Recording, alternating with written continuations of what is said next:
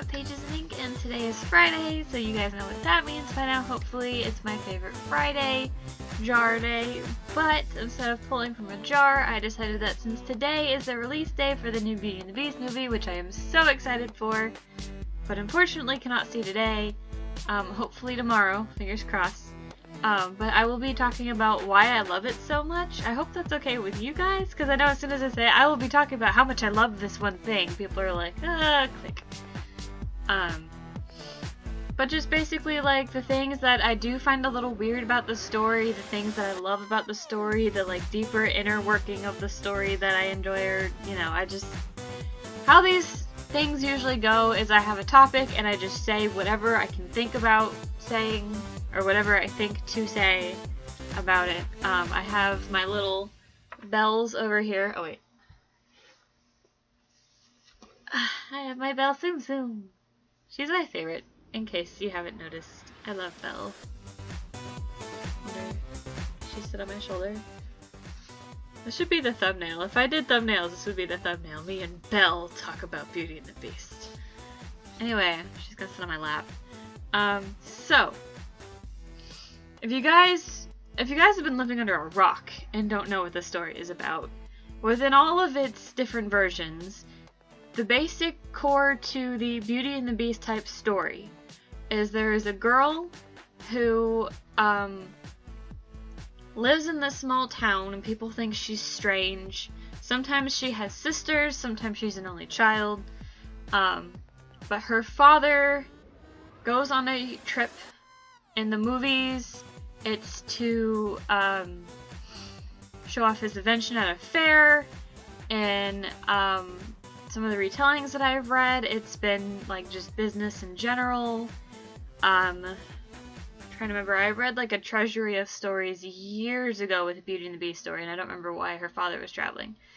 But he ends up at the Beast's castle, and the Beast gets angry that he's there, either because in some versions he steals something, or in other versions, well actually in one retelling, the father doesn't travel at all. It's actually the Belle character's fault, but anyway. And we'll probably talk about a couple retellings that I've read. But anyway, so,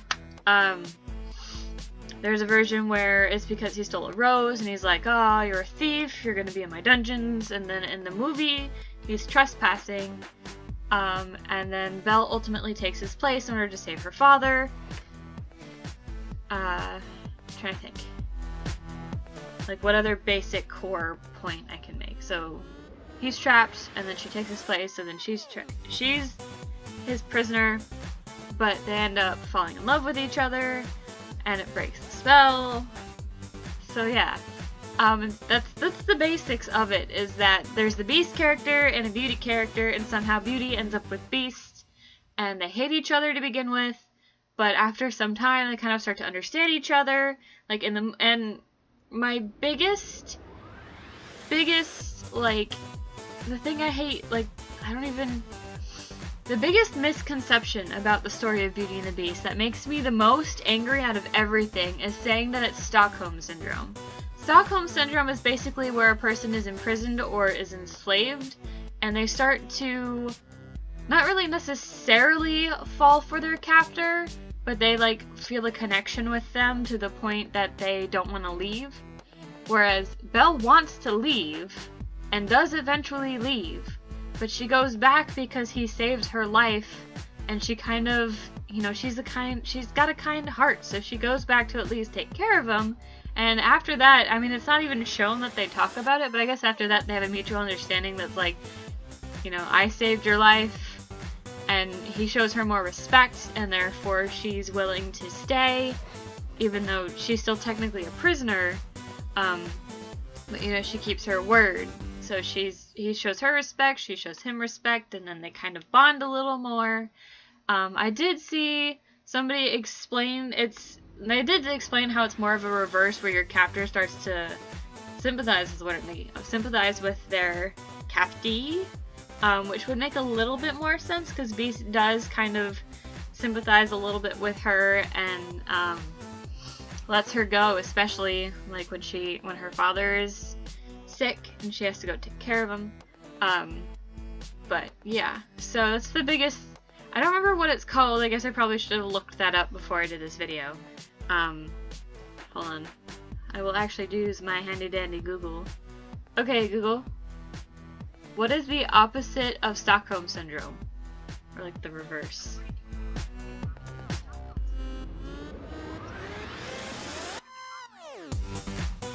Yeah, so it's called Lima Syndrome, or Lima Syndrome, where the captors, abductors, aggressors tend to develop positive feelings toward their hostages.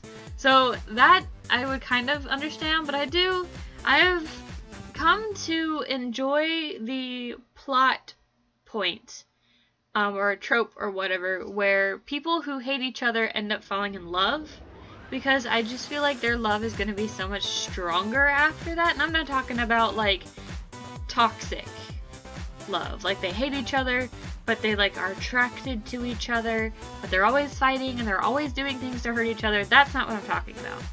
I'm talking about two people who just don't get along at first because either there's like misunderstandings or misconceptions, or they're just in a situation where they automatically dislike that person, and then after actually getting to know them and kind of understanding them, they're like, oh, they're not so different from me, or they're not as bad as I think they are or thought they were.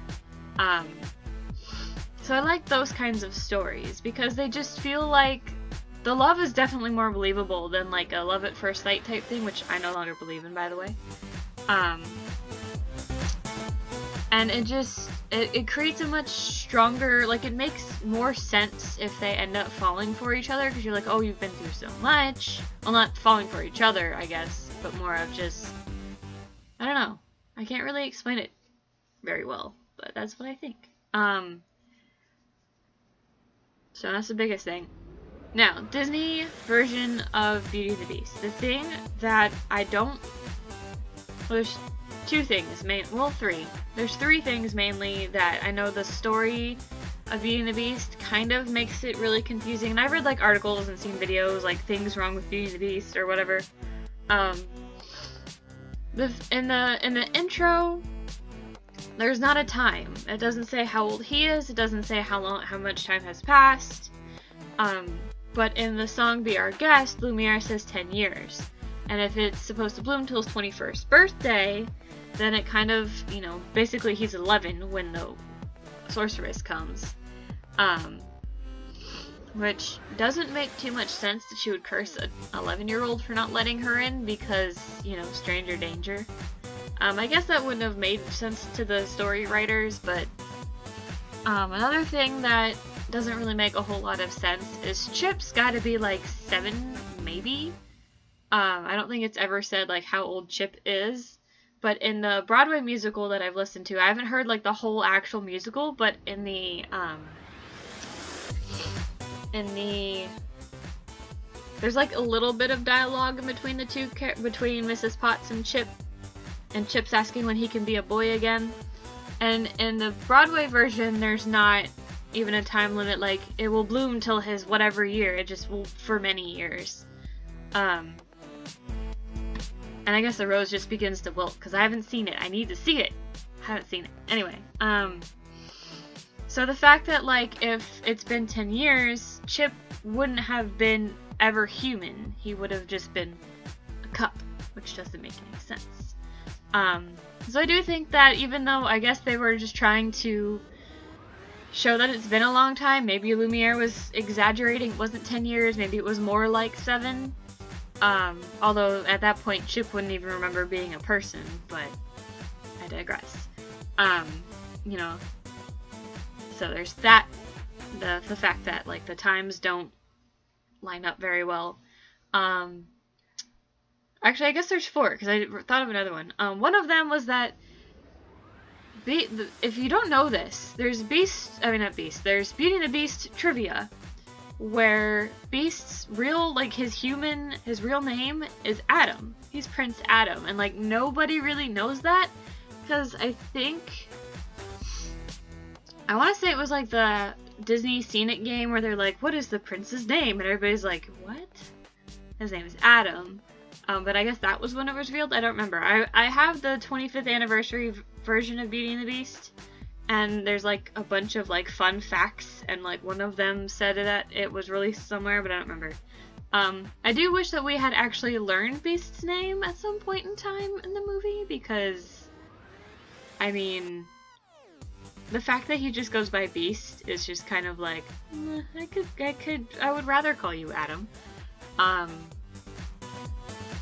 And then the last point was that no matter how old or how young Beast was when the spell was put on him, the fact that he doesn't know how to read is strange. My mom made this point and I went, no, you're right. Because if he's a prince, he's gonna know how to read. I think in the movie, the new movie, he can read. And that's why he has so many books, is because he can actually read all of them, and he can bond with Belle over, like, what he's read. Again, haven't seen it yet. So, but even in the Broadway version, he's like, only a little and a long time ago, and I'm like, you would have to be, like, very, very young to have not learned how to read. Which I guess would make sense, because again, the 10 years I've been rusting part, but again, that would just make, like, why would she curse a kid for not letting her into the castle? Which, I did see something on Tumblr where somebody was like, forget Maleficent, we need a movie on this sorceress, because who in their right mind would curse a child? I mean, Maleficent did it a different way, but that's not the point. Yeah, so those are the 4 points that I do kind of have conflict with the story. But the things that I really love about this story are the things that make it so great. The lessons that can be learned from this story. So, there's a very big don't judge a book by its cover kind of idea presented in this movie. Because you look at characters like Belle, Beast, and Gaston, just right off the bat. Belle and Gaston are both, well, human looking. And they're also both known to be attractive. That's why Gaston is so set on making Belle his wife, is because she's the most beautiful girl in town. And Belle also means beautiful, I believe, or like Bella or something. I know Bella, I believe, is Italian for beautiful. But I want to say Belle is beautiful in French, but I would have to look it up. I'm not going to use my Google this time. Do it later. Anyway, but, I mean, Belle has a very good personality, whereas Gaston has kind of a very, not negative necessarily, but he's an airhead a little bit. I mean, he's devious, but, like, all he thinks about is himself and, like, what he wants, which is still the same thing. In the Broadway version, there's actually a song called Me, which is where Gaston proposes to Belle and asks her to marry him, and there's even a part where, you know, in the movies, Belle says, I just don't deserve you, and Gaston falls into a mud puddle. In the Broadway musical, she answers him and says, I just don't deserve you, and Gaston goes, who does? Me! And, like, you know, carries on the note. But the point is that, you know, Gaston's just narcissistic and full of himself. So that shows, like, beautiful outside, not great insides. And then there's Beast, who is not attractive on the outside, because he's animalistic looking. So Beast doesn't have good outsides, basically. He's not attractive, he's scary, all that jazz. So, once you get to know him, get past his, you know, anger issues, he's actually kind of sweet. So it shows that, like, pretty cover, terrible inside. Not so pretty cover, good insides, you know? It's kind of the same concept for books, is you can't really judge I mean, that's where the saying comes from, but, like, when we say don't judge a book by its cover, I'm assuming that for the most part they're talking about, like, the title, or, like, whether it's been beat up, or whether it's brand new. Because I have seen some gorgeous covers, and then the insides are just awful. But anyway, so there's the whole don't judge a book by its cover idea, lesson thing. There's another lesson that Beauty and the Beast kind of poses, is that, you know, be who you are and not who society deems you to be. Because, for example, Belle, everybody finds she's odd, she's always reading books, and, like, even to Gaston, it's medieval, you know, women shouldn't be reading, because women shouldn't be smart, which is a lie. But when, you know, the fact that Belle is that way, and she doesn't try to change. I mean, she brings it up to her father, both in the musical and in the movie, and he basically tells her, be yourself, I'm proud of you no matter what. Well, in the movie, Maurice doesn't really believe her. He's like, my daughter? Odd? Where did you hear a thing like that? But in the musical, she basically is like, they think I'm odd. And he's like, people think I'm odd too. And she's like, but I love who you are. And he's like, and I love you who you are. So just be yourself. You know, and the idea that, like, everybody in the town is so against Beast, and Belle really being friends with a Beast because he's something that that's another thing I do need to explain. Or not explain, talk about. You know, it's the whole don't judge a book by its cover. You know, it's trying to, like, not repeat myself so much, but I am. But that's basically what it is don't judge a book by its cover. Because, well, that, and it's also, you know, Gaston is this beautiful guy, and he's actually kind of, you know, he's the antagonist of the story, and he actually goes so far as to attack Beast because he's so threatened, which I guess is another good point. It's basically, Gaston is basically the embodiment of what happens if you tell a white boy no. Just gonna let that sit right there. Because Belle tells him no, and he starts scheming. He's like, I must have her for my wife, and they start scheming. So they're going to throw her father into an insane asylum because it's going to bring her back, and I'm like, if she knows, she's not falling for it. And she, of course, figures it out because he goes, unless you marry me. And she's like, what? What are you thinking? So he tries to throw her father into prison. Then when he finds out that she may have feelings for a Beast, or even is, like, friendly toward somebody else, he's like, oh, I gotta kill him. Because he's evil. I mean, because Belle's in love with him. I mean, because he's evil. It's just kind of like, dude. So, yeah. There's that. And if anybody, like, even sees it and, like, puts meme comments, it's just, grow up. Just grow up. Anyway. Then there's also the fearing what you don't understand. I tried to have, like, Belle's bangs today. I, like, put a middle part, and it's just slowly been going to my side part, so I'm sorry. Because I have a blue bow, and it's got a rose on it, too. And I'm wearing a blue and white shirt to kind of show her blue and white dress. But anyway, back to what I was saying. You know, even in the song Kill the Beast, they say, what is the line? Something about things we don't understand, and he's mysterious at least. Fear. I think it's fear what we don't know. I don't remember. There's a line in the song. But basically they're afraid of him because they don't understand who and what he is, which is a beast, but they're afraid of him because they think he is dangerous. So there's a couple lessons in that, and I know I've repeated myself, and I apologize. I love the music of the story, like the Disney movie. I just like the fact that, like, I keep saying like too. I apologize for that. You know, how Belle and Beast get together is just a really good story plot to me. I like the idea of curses, not cursing people, but like having a curse that needs somebody to break it for you. And there's a whole bunch of different AUs where it's like platonic love will break it, or like the love of their servants will break it, which is all cute, and I will accept all of it. Just the fact that, like, because if you could break a curse yourself, you'd probably do it and not learn a lesson. Not saying that Beast needs to learn a lesson, but there's a reason that breaking curses are so complicated. It's because you've probably done something wrong to somebody sometimes, and you have to break it, which curses aren't a big thing in reality, but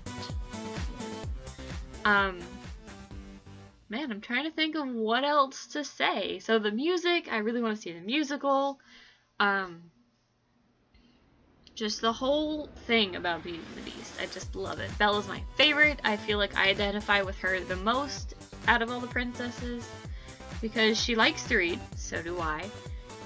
She's smart. I like to think I am. I guess that kind of sounds a little bit vain. I'm not going to go so far as to say I think I'm beautiful because, well, that would be a great goal for me. I'm not quite to I feel beautiful. I mean, some days I feel pretty, but I'm going to stop with the pity party and move on. You know, she yearns for adventure. I read because my life is so boring. It's so average. There are people that go on mission trips and like travel all over the world and see all sorts of things. The only time I have left the United States is when I went on a cruise back in 2009. Only time. You know, my childhood best friend had gone to France. I had known people in Germany. I currently have a friend who lives in Australia. So it's just kind of like, you know, and I feel like I'm pretty average at everything. I have average grades, I have average skills, I have average looks. So to me, you know, an adventure would kind of take a little bit of the edge off of average. You know, and adventures. Like, I have a leather journal that I just fill with thoughts when I would love to fill them with journeys. But that's not going to happen because that takes money, and money is something I don't have. So moving on. I also would like the idea not to be kidnapped and made prisoner and then fall in love with a captor. Finding somebody would be nice, because I thought I had somebody, and that didn't work out. But anyway, it's like going into a pity party. I'm trying to keep putting the party over there. I keep pushing it, and it just keeps coming back.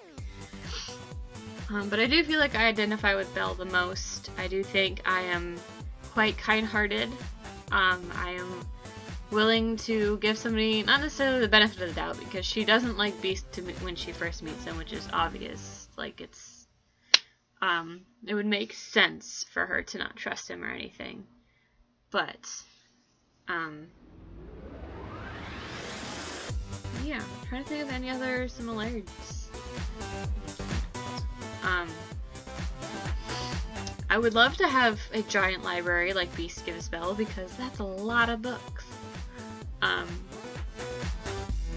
Yeah, so that is... Oh, there's one more thing I wanted to talk about before it ended, and that was the different Beauty and the Beast retellings that I've read. I've only read 3, and I've only seen 1 other, like, Beauty and the Beast-ish type thing. So I have read Cruel Beauty by Rosamund Hodge. I have read Beastly by Alex Flynn, which is actually right here, but you can't see it, but it's up here, I promise. And A Court of Thorns and Roses by Sarah J. Maas. And each is a little bit different. So in Cruel Beauty, the like basics are there, so she ends up with the Beast and being prisoner. In Cruel Beauty, it's because she was promised to the Beast. In A Court of Thorns and Roses, she kills a fae creature, and the ruler of that realm comes to take her as kind of like a eye for an eye type thing. He doesn't kill her, he lets her live in his palace. Not palace, it's like a mansion-y type thing, manor. And then in Beastly, it's because her father killed this drug dealer. Because it's Beastly, Cruel Beauty, and A Court of Thorns and Roses is more, I don't want to say medieval, but it's not as modern. Whereas Beauty and the Beast is more modern. So that's how she comes to live with the Beast. The Beast is cursed. The Beast's curse in Cruel Beauty has to do with a wish. The Beast's curse in A Court of Thorns and Roses was brought upon by a angry, powerful fae woman, and the Beast's curse in kind of beastly was because the main character is so vain. And he, as a joke, asks out the ugly girl to, I think it was prom or homecoming. One of the two. I think it might have been I think it was homecoming, because afterwards there was like a Halloween party, and it was like a couple months after his curse. But so he asks her to homecoming and still ends up going with his girlfriend anyway, and then he said something along the lines to her of like, why would I go out with you? Look at this girl, she thinks that she's in my league. It was something incredibly selfish, vain, and narcissistic, and I'm just sitting there like, dude. And I've seen the Beastly adaptation, which is pretty much what I think of when I talk about the book. It's the movie, because it's been a little bit, but it's still a good book. Yeah, and there's different types of Belle. There's smart Belles, there's Belles who know how to fight and how to wield magic. But I like all the adaptations, some more than others, I will say that, but, yeah, so that's all I have to say about that. That's hopefully not as long as what you were fearing, but it may just be as long as you thought. So, do you like Beauty and the Beast? What do you like about it? And if it's not your favorite, what is your favorite? Like, Disney or fairy tale story? And I will see you guys in a little bit, because I'm going to do the Beauty and the Beast tag that I found. I've actually found 2 originals. I'm going to do the one that I liked better, but I will put a link in the description below of that video for the other person, because I do feel like because I think she did it first, that she deserves the recognition for doing it. And in case somebody doesn't like the version I do, they could always do the one that she did. I wasn't tagged for it, I'm doing it because Beauty and the Beast. But I will see you guys, and happy reading.